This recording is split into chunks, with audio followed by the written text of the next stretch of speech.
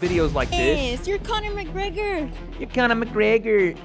He looks in good shape, to be fair to him, but he looks more muscle-bound than anything else. And that's where the gift and the curse of Conor McGregor always comes in. This man is an explosive, fast-twitch, high-level striker, meaning for the first round and a half to 2 rounds to even 3, Conor has a bolt of lightning in his hands and feet. It's always been who he is. It's always probably what he will be. But even back then, at 145 pounds, Conor was probably a little bit bigger than everybody else in the weight class. But at 155, the best versions of him where he was still movement, fluid, bodybuilder muscles create stiffness, mate. Conor's never been a gas tank guy. It's just not his thing. He's a thoroughbred racehorse. He's a fucking drag car where the miles per gallon ain't great. So if he doesn't get it done, I'd say in 2 rounds, we're cooked. I give him a round and a half before it starts going south. 1 round and a half. If he doesn't get it done in a round and a half, he definitely ain't winning. What's also excellent about the way he fights is his recognition of distance. Where he's in trouble, where he's not, and where he can land and where his opponent can't. What evidence, there's my evidence, okay, I'm just giving you a personal story. What evidence do you have that a guy working less hard, he's only going to work as hard as he has to? With what evidence do you have that a guy working less hard is a competitive advantage? You sound a little bit stupid. In Conor's words, I don't even think that's a loss. He said he only count finishes. Last time I checked, that was a decision. So we're on over into this fight, and I like this. I like this. Go ring the bell. Fight fans, welcome back. Look, right now the entire internet is obsessed with how absolutely jacked Conor McGregor looks for his UFC 329 return. But if you talk to high-level fight analysts, they're starting to realize that this massive body transformation might actually be a giant trap. Let's look at the tape and break down why. Watch my record. To really understand how much things have changed, we have to look back at their first fight in 2013. The version of Conor that outlanded Max 3-2-1 wasn't heavy or bulky, he was a loose, unpredictable karate sniper. He spent his time training in Iceland, completely adopting a wide, bounce-heavy stance where he could throw wheel kicks, hook kicks, and lead uppercuts with zero setup or telegraphing.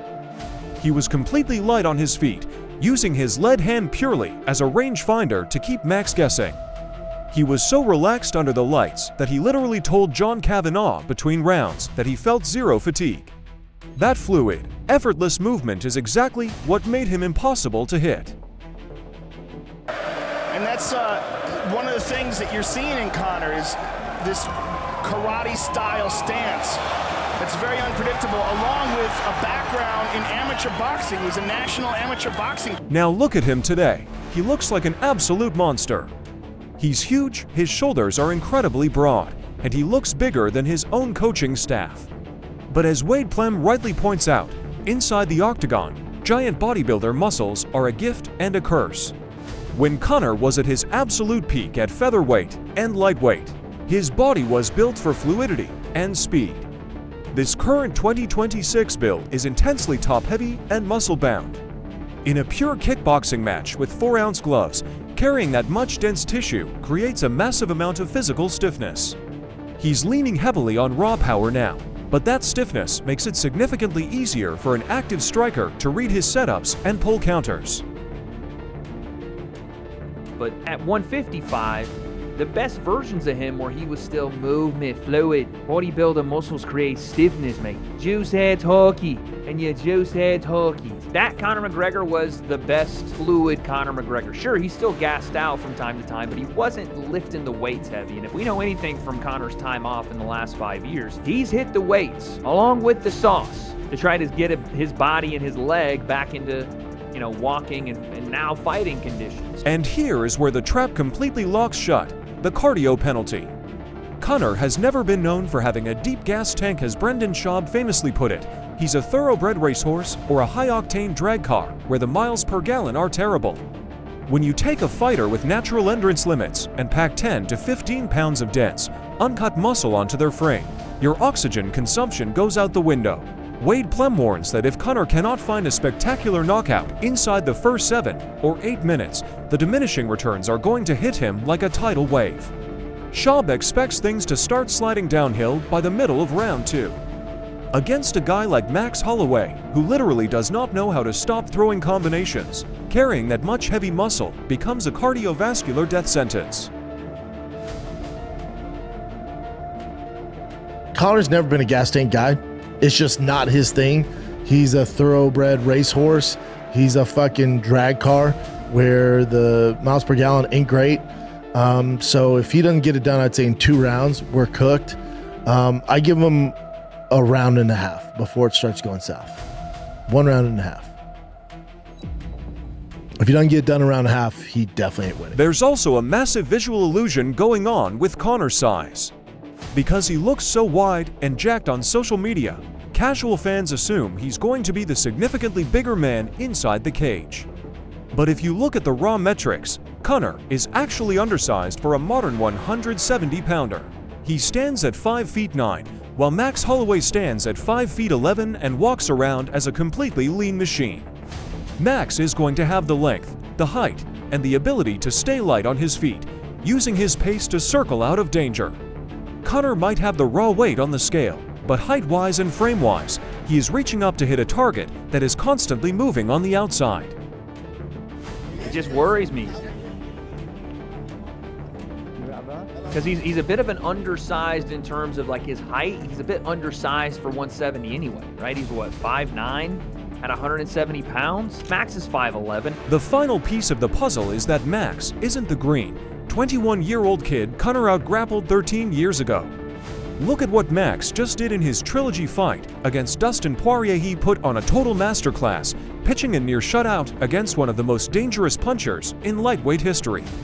The commentators pointed out that at a heavier weight, Max has finally found real finishing pop. He's not just touching you anymore. His right hand has turned into an absolute piston.